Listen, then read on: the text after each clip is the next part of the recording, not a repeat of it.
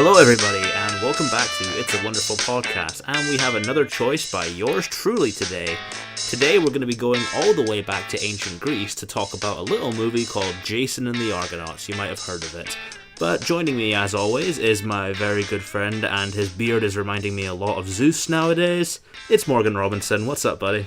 My beard has become far less Zeus-like in the past week. I did have a big trim because I thought, well, now time to get the summer beard out. And that's disappointing. Say goodbye to the winter beard. I was hoping you would get your beard so long that you would have to braid it. I mean, who knows what could happen in the future?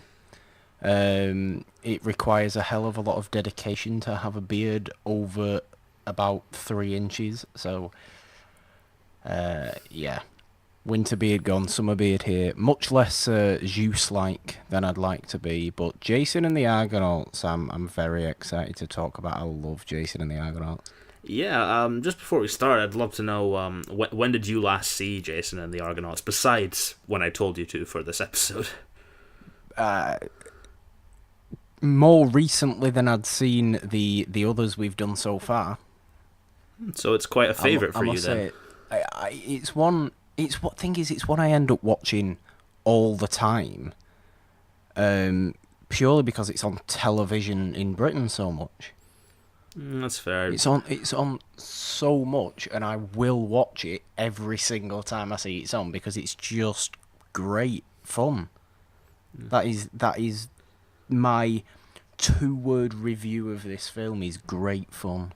You're not going to throw in like a tomato meter score or anything like that? No, none of that. Rankings, no, go away. Well, I picked this because I kind of wanted to... We've done a lot of like dramas and stuff like that, but I wanted to pick something that felt a bit more like a fun, rompy genre film. And yeah. Honestly, my main reason for picking it is because I was reading the Percy Jackson novels, and they make a reference to Jason and the Argonauts in it. Specifically, in the second book, Sea of Monsters, it's a very similar concept. So I was curious to see where Rick Riordan would have got his inspiration for that. And thankfully, Jason and the Argonauts is also a damn entertaining movie. It is. It's incredibly entertaining. There's so much... So, well, obviously, with it being a mythological story, a Greek myths story, there's so much sort of magic in there. It's a true adventure film in the best sense.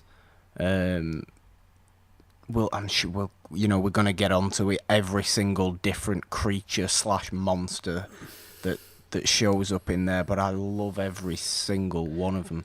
I love every second of the film. It has such a huge scale feel to it, but all the while being really, really fun and not sort of ever feeling like it's taking itself too seriously. Yeah, I think it's one of the earlier examples of like that sort of blockbuster fun mentality before Jaws came around. Mm-hmm. And we can't talk about this movie without talking about the genius that is Ray Harryhausen. So we can just get onto that. What a great special effects guy. Ray Harryhausen, for those who are not in the know, Ray Harryhausen is the granddaddy of stop motion. Arguably one of the I'd say the most influential effects artist in film history. Certainly one of the best. You'll know his stop motion films from stuff like Jason the Argonauts, from the original Clash of the Titans, Sinbad, Seventh Voyage of Sinbad, the Cyclops in that. That's all Harryhausen. The stop motion effects, they are the epitome of the reason I love old practical effects, because they are movie magic. They just are. They don't.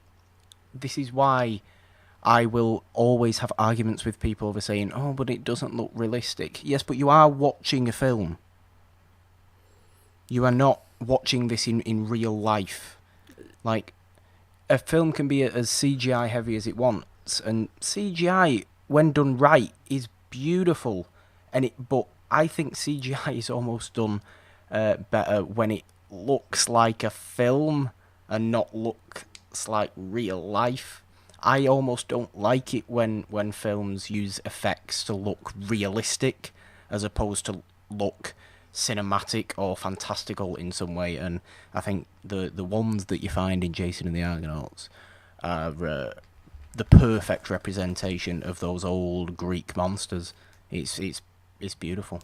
It really is. And regarding the story of this movie, it's really weird for me to talk about because it's not the most groundbreaking thing, but where I'm going to give it credit is that this movie knows exactly what it is and just has a blast with it. You know, you've got all the mythology stuff that you know from like Greek legends, but it doesn't bore you with the details or anything. It's really just this cool little hero's journey and adventure story about this guy Jason who's tracking down the Golden Fleece. And you know that we see that kind of story in a lot of adventure movies nowadays. You know, I think it's very influential with your Indiana Jones going to track down a treasure or something like that. Yeah. But Jason and the Argonauts, I think, rises a bit above it because you have these such great scenes with monsters that feel almost to me like video game boss battles, but in the way that they're so fun. Specifically, the first one that we see here with Talos, the guardian there, and the way they take him down reminds me a lot of a game I've been playing now called Shadow of the Colossus, where the scale of these monsters is just so huge, and it makes you feel as if like you're inferior to this thing, but somehow they manage to beat it, and when they do, you just want to cheer out freaking loud. Definitely.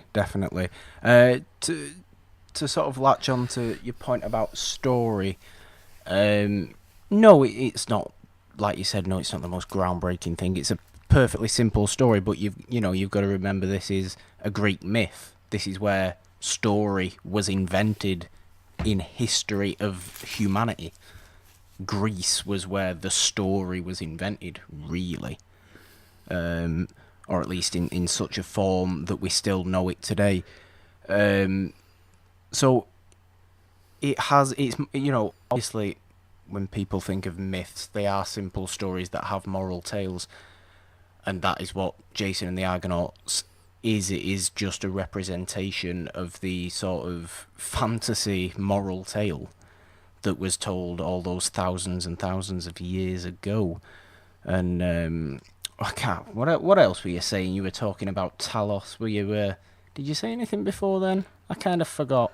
I lose my track. I do apologise. No, you really covered it. We can just talk about Talos now. Yes. Right. Okay. So, before we do that, so the film it sort of starts. Jason is like he's the son of the former king who was overthrown, and there's a prophecy that goes to the current king who overthrew Jason's dad. It's just like, a one-sandaled man will come and he will be the one to take your kingdom down, and his name will be Jason, and all this business. Years later, Jason comes. Oh yeah, it's all this. Oh yeah, Pelias is the guy's name, I think, the king. Yeah, I think it is.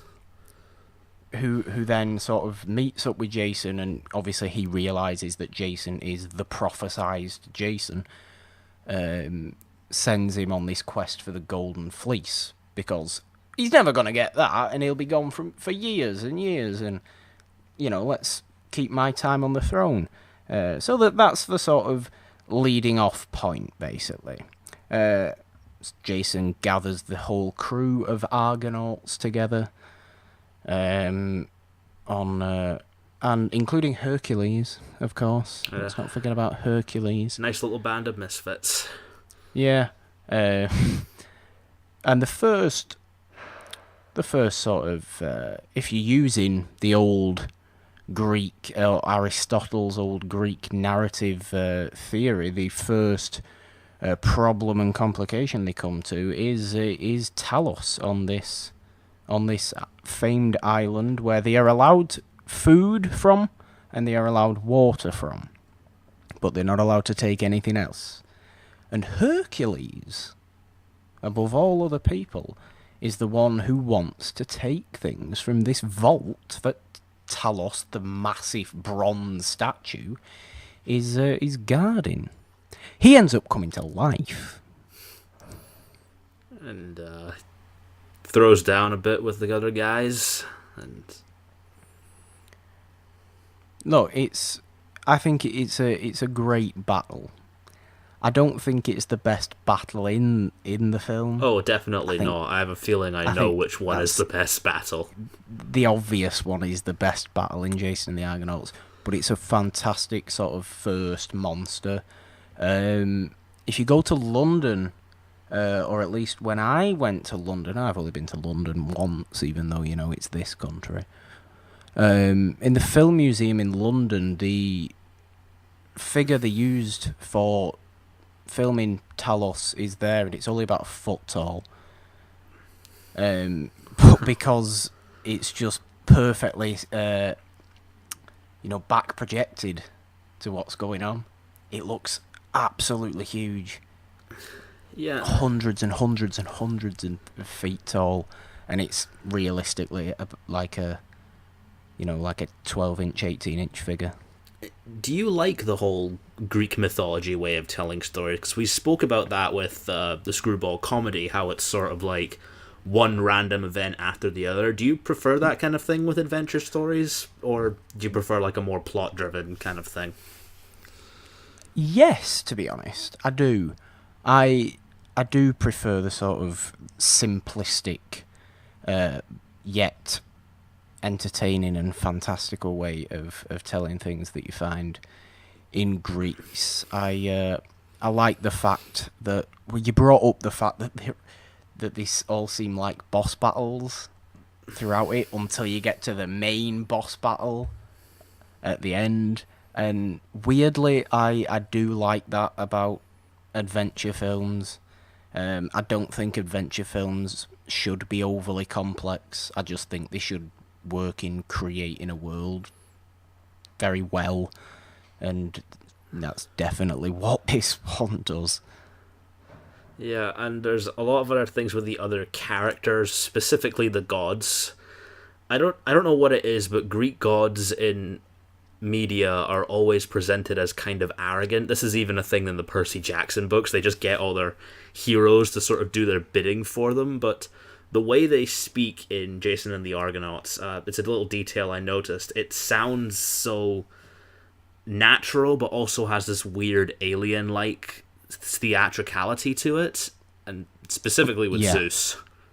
It's incredibly theatrical, but the gods are playing a game. That is the plot of Jason and the Argonauts, that the gods have put all this down there, sat up there, on basically, I mean, it's not a game board, so to speak, but it's a table.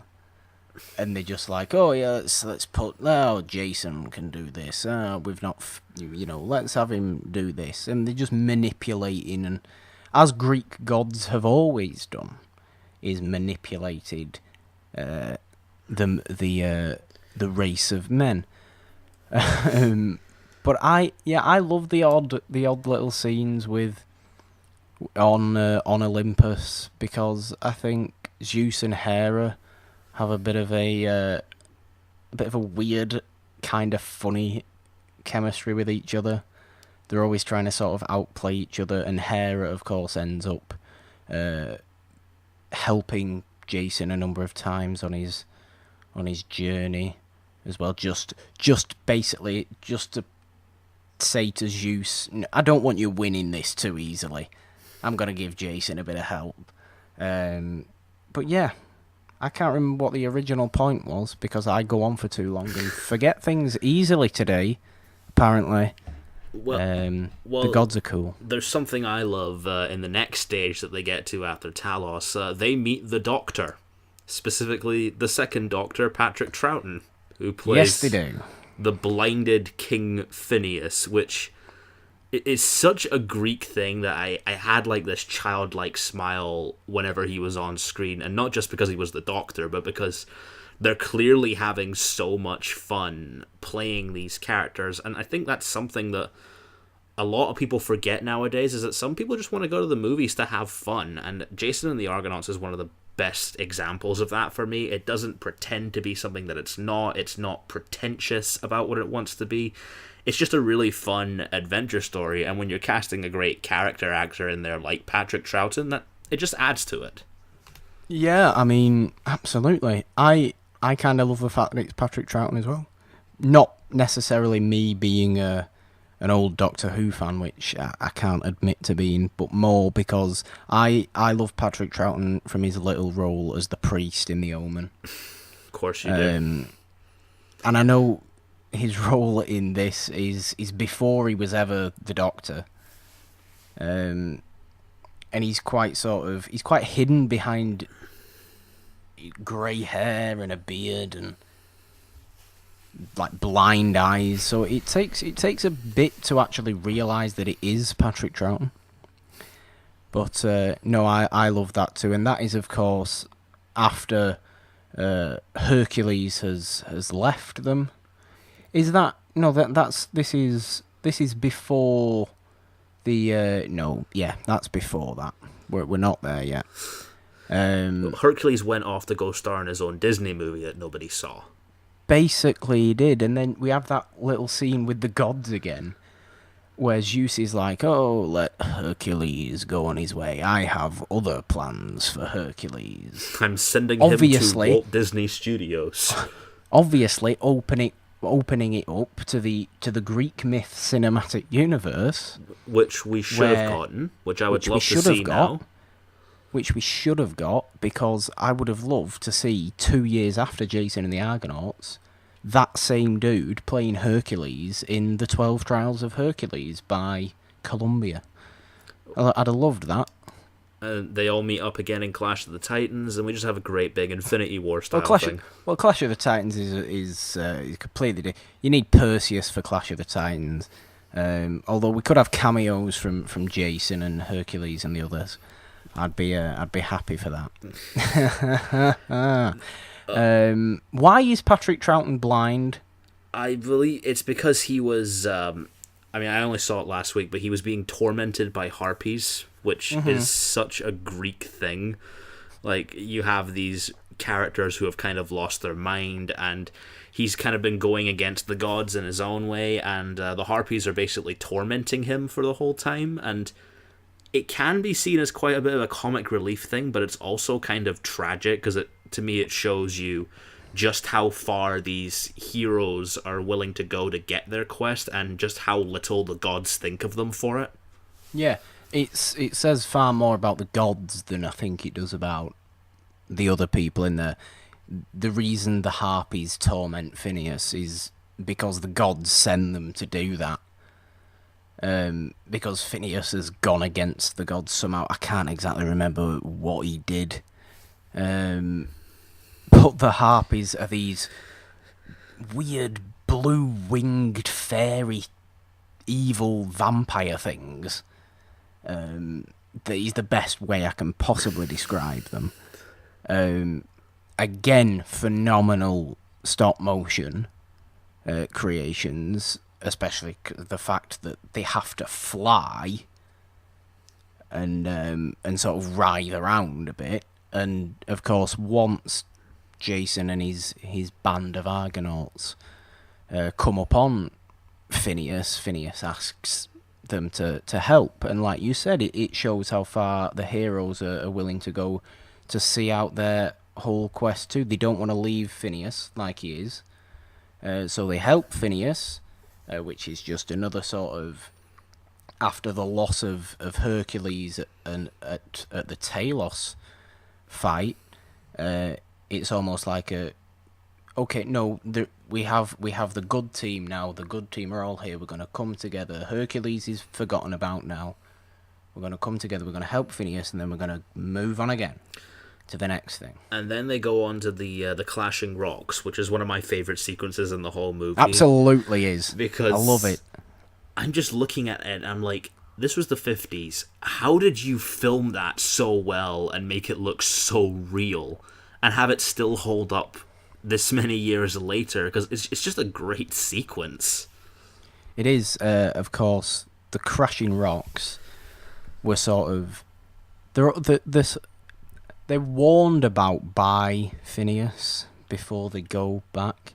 He's like, oh, you can't go through the crashing rocks. No ship comes out alive from the crashing rocks. They go through the crashing rocks anyway. And like you said, it gets quite tense. It's really well filmed. You have Argus, who is the old dude that wears no clothes throughout the entire film. Basically my future. Who I absolutely love, because he just seems like an absolute nutcase. Most of these characters are nutcases, let's be honest. But he's literally wearing a loincloth, and that's it. Throughout the whole film. Just like... not spearheading, but he's the sort of... Jason stood next to him, and Jason's like, okay, tell the oarsman what to do. And he's the one who has to shout. He's got a great shouting voice on him. I forget the actor's name, but he's got a great shouting voice on him. But yeah, that whole scene is great, and in typical perfect Greek fashion, in a way you just accept. Triton comes out of the sea, just out of and nowhere, really separates the rocks. I think that's arguably the best. Triton, King Triton, of course. Ariel's dad is, of course, played by a human, but I think that's the best. That's the best non-stop motion effect in the whole thing. Does that mean Ariel and Hercules are somehow related? No. It means they're in the same world. Oh, God. Now my mind's just going to a completely different place. Does mean they're in the same world. Technically. If we're going off the universe of Jason and the Argonauts, which we are. And the weird thing is, like, I always thought that was Poseidon, but it's not Poseidon, because he's got a mermaid's tail. No, but Poseidon's too busy fathering his would-be hero Percy Jackson, who we're not talking about now. Well, maybe. Maybe he is. But, like, it's obvious that it's Triton, because he's wearing a crown and has a merman, has a fish's tail. So I don't know why I used to think it was Poseidon. Does he have remind me, does he have a beard? He does have a beard, of course he has a beard. Well, then everybody has a beard. This is ancient Greece. Literally everyone has a beard. So we have confirmed now that Morgan is a Greek god. I would love to be a Greek god. What would you be the god of, though? Clearly, I would be the god of... I'd be the god who sort of annoys the other gods by just meddling. I wouldn't necessarily... I'd be the god of, like... I don't know. Just... God of entertainment. See, I was going to go the god of tea for you, but entertainment I'll go with. The god of theatre. I'll take that. I'd be the god of theatre, and I'd annoy Zeus by putting on plays about him.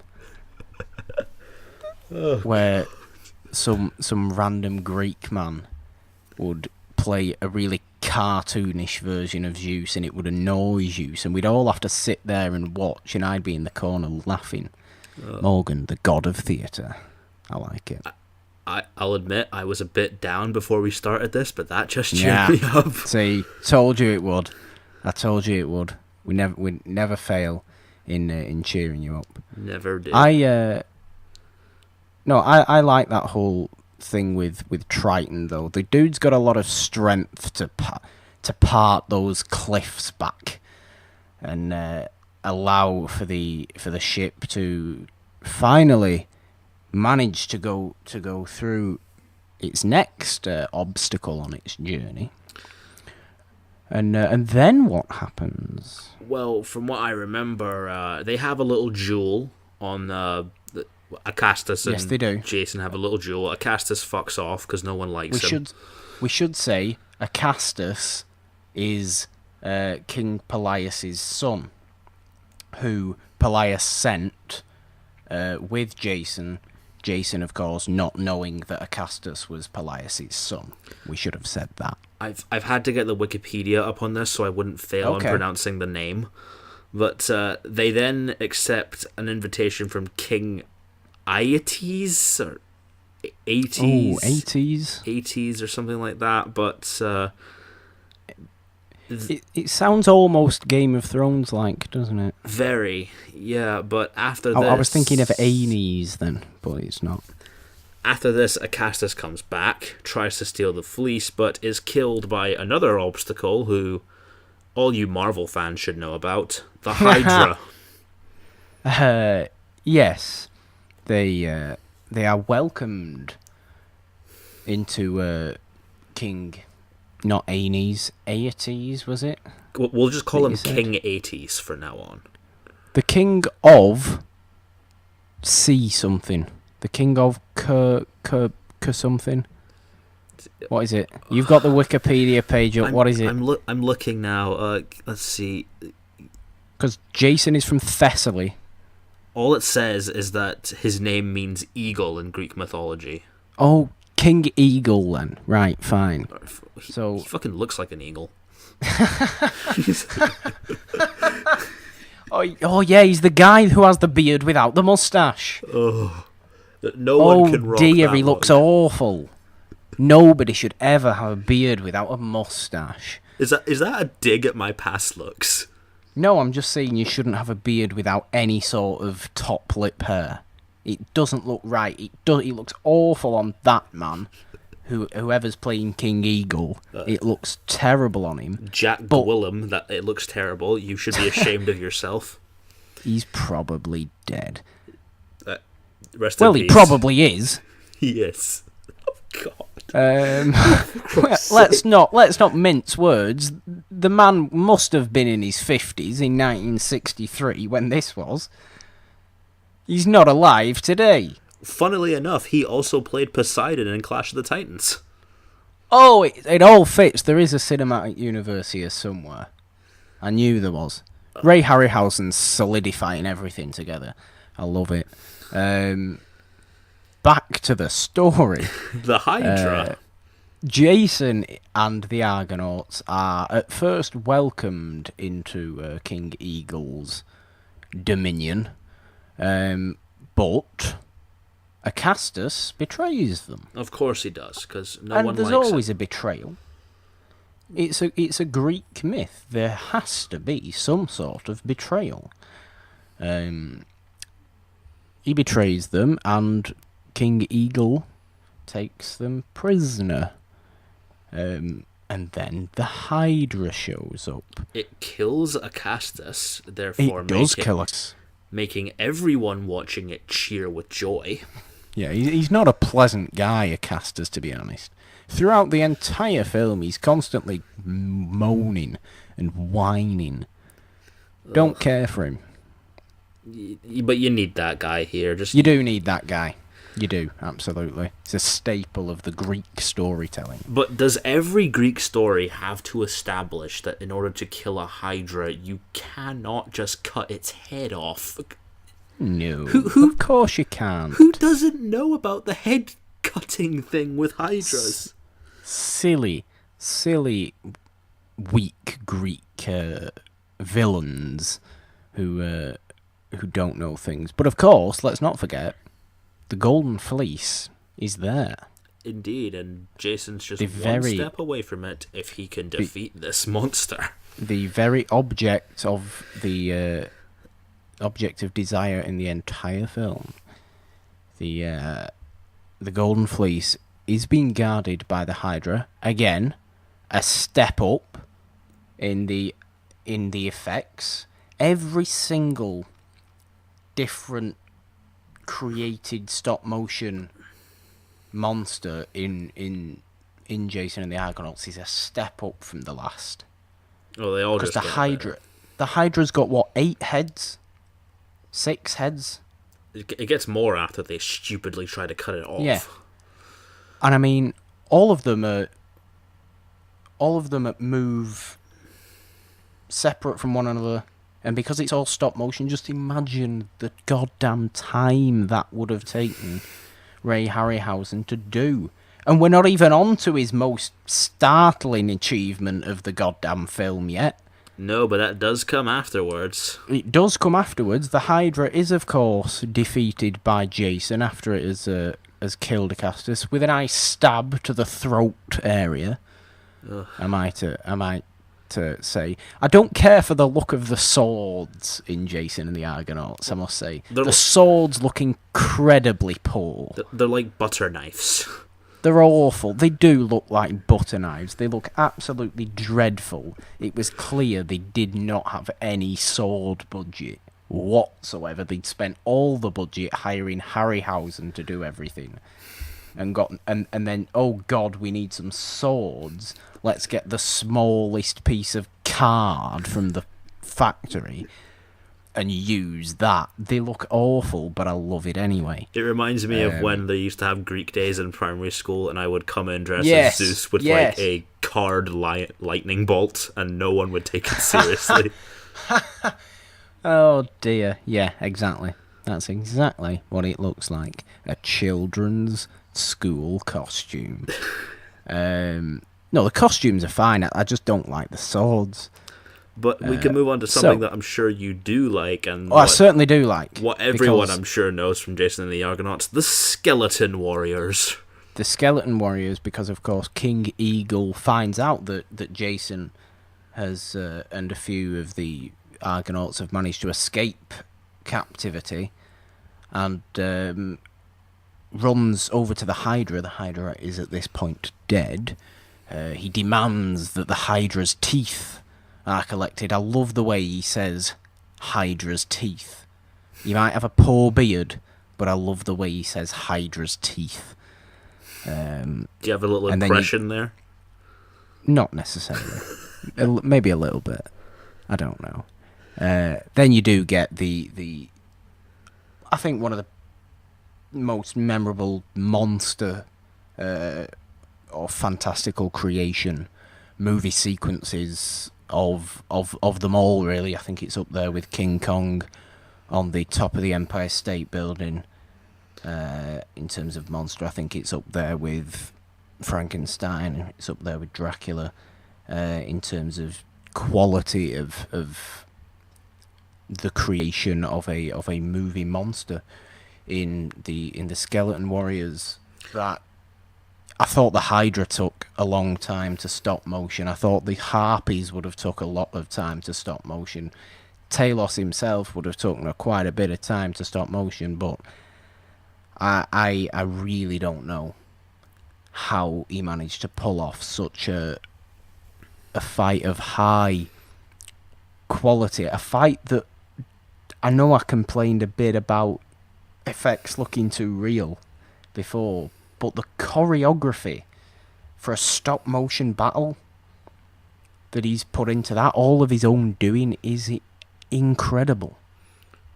It's just, and I kept thinking, like, when I'm watching this final battle with the Skeleton Warriors, what would this look like if it was made nowadays with CGI? It'd look awful. It'd look dreadful. It would look terrible. And I don't know, the way it just, you can tell they put so much effort into it, and they had to think outside the box with the choreography. That's what makes it great. That is what it is. It is an appreciation of the amount of effort that goes into something like that. And I'm sure, my God, that's not to say that, you know, computer or CGI effects engineers don't put a hell of a lot of effort into the work they do. Of course they do. But I just think I guess it's a personal preference.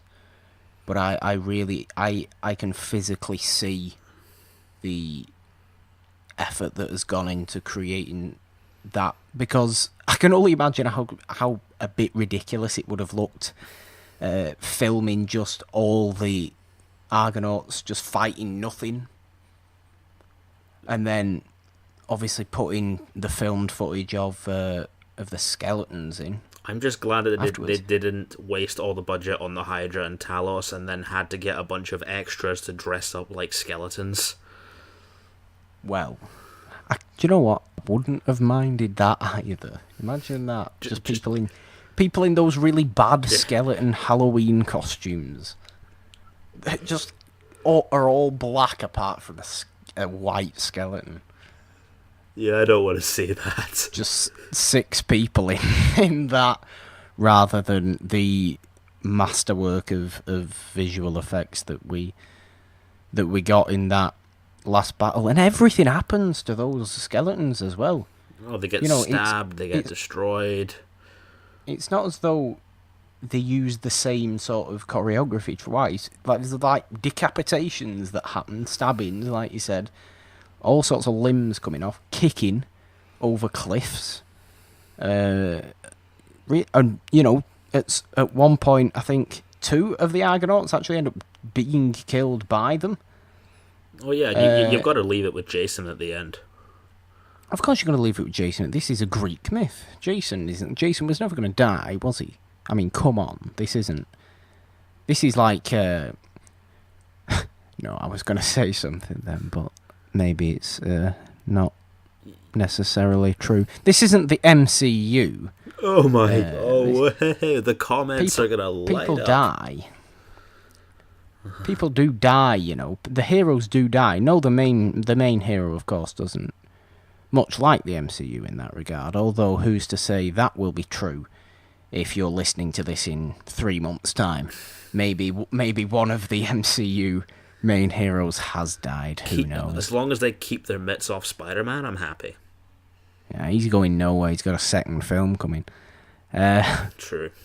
But yeah, that is basically your big finale, your big climactic battle after King Eagle sets the children of the Hydra's teeth, which are the skeleton warriors themselves. That is what they are called. On the Argonauts, Jason manages to escape to his ship, and with the Golden Fleece, and they sail back home. Yeah, and it just sort of ends. We don't see them go home. We don't get to see the inevitable return to Mount Olympus with him bursting in, giving Zeus all the middle fingers. But I can imagine that might be how it went down. Oh, I'm sure he gets back to Thessaly, and he says, King Phineas, or Pelias, I should say. They all have similar names. It is like Game of Thrones. God damn it. King Pelias, I have the Golden Fleece. Now, you didn't think I was going to get it, did you? No, but I have it, and I'm here to claim my throne. And that's exactly what you know is going to happen. That's the start of Jason and the Argonauts 2, Jason Returns. There is one thing that I've noticed now that... What? If I was to say the word Tom Hanks right now, what would you think? Zeus... Well, I found that at the 1992 Academy Awards, where Ray Harryhausen was honoured with a Lifetime Achievement Award, Tom Hanks... And he should have got many more than that. Tom Hanks said, "Some people say Casablanca or Citizen Kane. I say Jason and the Argonauts is the greatest film ever made." Tom Hanks is a delightful human being, and we all love him for a reason.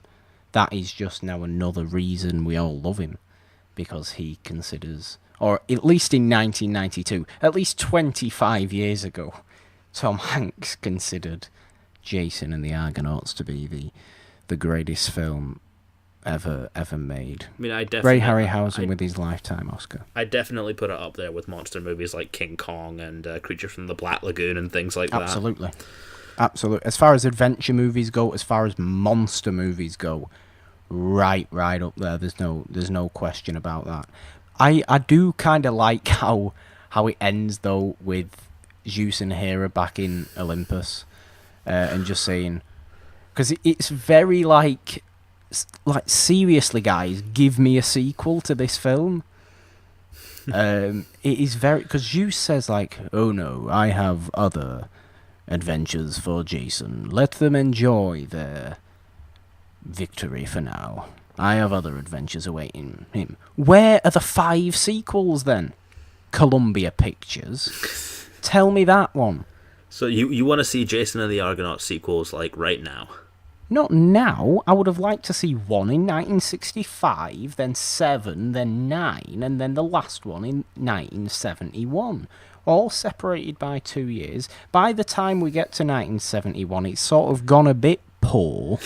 They've not been able to get Harryhausen back for past the 3rd one. They get those Halloween costumes for the skeletons. But like some other guys taking on the role of Jason. Hercules has come back. He's sort of thinking about becoming the lead now. Jason's sort of dying off because the guy who played Jason originally has decided, I don't want anything to do with Jason anymore. Contract disputes.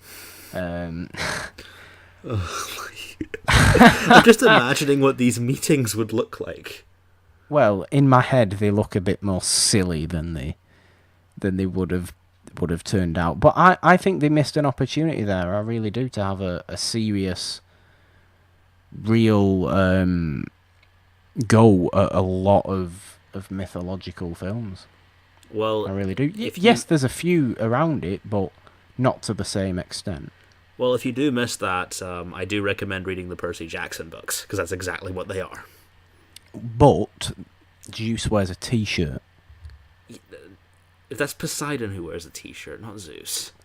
Okay, as far as I'm concerned, Zeus should look exactly how he looks in Jason and the Argonauts. He should be in a robe, he should have a massive beard, and he should be wearing sandals. Does he wear sandals? Bet he doesn't. I can't remember, I'd have to reread them. Exactly. He probably doesn't. He probably wears leather boots. Jesus. I don't know why he'd wear leather boots. But I don't know. I think we can agree, we both love this movie. It's really We fun. certainly do. If we were to recommend this to somebody, sorry for the spoilers, but what would we say? It's a great myth. What spoilers are you gonna? You know the story from the word go. What's your story about? Jason and the Argonauts. All right, so there's gonna be a quest, and Jason's gonna get something from it in the end. There you go. There's the story. Of course, that's the story.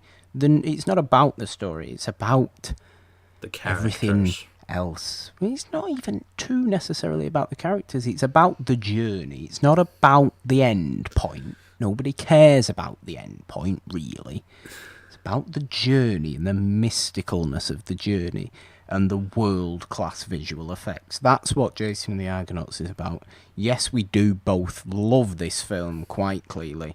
I said on Twitter that it might have been your choice, but that's only because you got to it first. Because I'm sure I would have thrown this one your way well, there's soon a enough, lot more mythology-related movies that we could talk about here, like your Seventh Voyage of Sinbad or your It We Came certainly from could. Beneath the Sea. We might talk about those in the future, but who knows? Anyway, what are we going to be talking about next week? Well, I'll tell you what we're going to be talking about next week. Sadly, it's not the Seventh Voyage of Sinbad, although I do really, really think we should do that if we're ever feeling in a old school adventure type mood at any point in the future. Next week, we're going to be taking it back again, taking it all the way back. You just love doing that, don't you? I do. It's the it will be the oldest film we've done by 4 years. It is the great granddaddy of romantic comedies. It is the mostly my second chosen screwball comedy. Often renowned as the first screwball comedy, the first winner of the Big Five Oscars, still one of only 3 to ever do that, and most interestingly, The only one to have done that whilst not even being nominated in anything else. It was literally nominated in the 5 categories, the 5 major Oscar categories. It won them all. If you don't know what the hell I'm talking about now, you really do need to be listening to this podcast. The shade. The shade. No, I do apologise. I do love you all. There is so much love. I'm just feeling a bit weird today. This is a show about learning. This is a show about discovering old films. That's what everybody's here for. That's what we're here for. I am, of course, talking about It Happened One Night. Not It Comes at Night, which would be quite different and also ineligible for the show. But I'm talking about It Happened One Night. Clark Gable, Claudette Colbert. I think that's going to be a good one. It's my choice. I'm looking forward to what Nolan picks after that as well. I think we've come up with some great choices so far. What do you reckon about It Happened One Night? Yeah, I'm excited about those too, and I've got some nice little picks lined up for you next time. And if you guys like this episode, as always, you can follow me at NolanDean27 and follow the podcast at It's a Wonderful One. Follow the lovely Zeus/Morgan Robinson. I'm not Zeus. At the Purple Dawn with a 3 instead of the E in the, because Patrice Evra. Of course. And I do love that you're so passionate about your next choice that you took 2 minutes to pitch it before revealing what it was.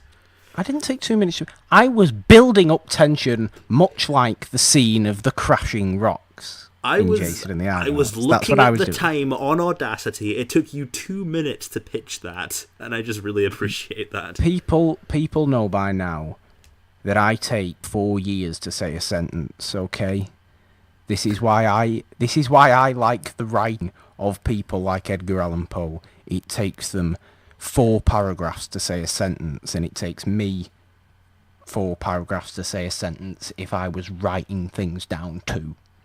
Because I never use full stops, not even a little bit. Constant use of semicolons in my speech. And with that, guys, help me out. Nightmare. If you're also a fan of the Percy Jackson books, help me convince Morgan to read them. Because don't do that. If he likes Jason and the Argonauts, then he would enjoy those as well. I'm sure of it. I get my fill of mythology from places that aren't children. Oh, dude. If you can read Harry Potter, you can read this. If you could see the look on Nolan's face right now when I said that Percy Jackson was for children. I don't entirely mean it, you know. I don't entirely mean it. I know, you're just busting my balls. But have you got? We've done the Twitters, like we said. If you want to follow the podcast, follow it at It's a Wonderful One. Nolan at NolanDean27. Me at the Purple Dawn with a 3 instead of the E in the, because Patrice Evra. But plug anything, Nolan. Do you have any plugs? I do. There was 2 video essays that went up in the time it took us to record this. One talking about the Patronus, finding light amongst darkness, because I've always found that to be a very interesting concept in the Harry Potter universe. And, well, the Oscars have already passed, but I also did one, is Get Out Oscar-worthy? Of course it fucking is. Don't be ridiculous. Of course it won one. And a certain person liked that video essay. A certain person certainly did like that. Now Oscar-winning screenwriter Jordan Peele, I believe, liked that video essay, which is wonderful. I jumped out of... I went to go see The Shape of Water again after I did that essay. I saw that Jordan Peele had liked my video, and I literally jumped out of my seat, alarming the old couple in front of me, and then calmed down and then just got excited. Yeah, wonderful. So please, guys, if you like Nolan for some reason, go and check them out as well. I said for some reason, but I didn't. I also didn't mean for some reason. Obviously, you'd like Nolan. He's delightful. If I'm permitted to plug anything, of course you are. This past weekend, or the weekend, last weekend, I was covering Manchester Film Festival for the second time, and it was wonderful. And I saw some wonderful, wonderful films. And if you want to go and see what I thought about some little indie films that you might want to keep your eye on, you can go and check out my reviews for those. They are on vivamanchester.com. And also, I should say, I met Shia LaBeouf. Does he smell like peppermint in real life? I didn't smell Shia LaBeouf. But I did meet him. And Jonathan Rhys-Meyers as well, who was also quite nice. He's quite sexy. I will not lie. Okay, then. He clearly I tell you this, he clearly takes good care of himself. He's a very attractive man. He clearly takes very good care of himself. But yes, if you do want to go and check out any of my little reviews for any of the stuff from the Manchester Film Festival, go on over to vivamanchester.com, and they are on there. Also, if you are watching Ash vs. Evil Dead, which you damn well should be, I am doing weekly recaps for that over at ReadySteadyCut.com as well. So that's what I'm up to. That's what Nolan's up to with the video essays and everything. We've already done the Twitters. We're not doing it for the third time. That would be ridiculous. Nolan, see us out. And once again, if you like this episode, go on a quest and watch the other ones, because you might get a golden fleece at the end, but I cannot confirm that. Goodbye. Goodbye, guys.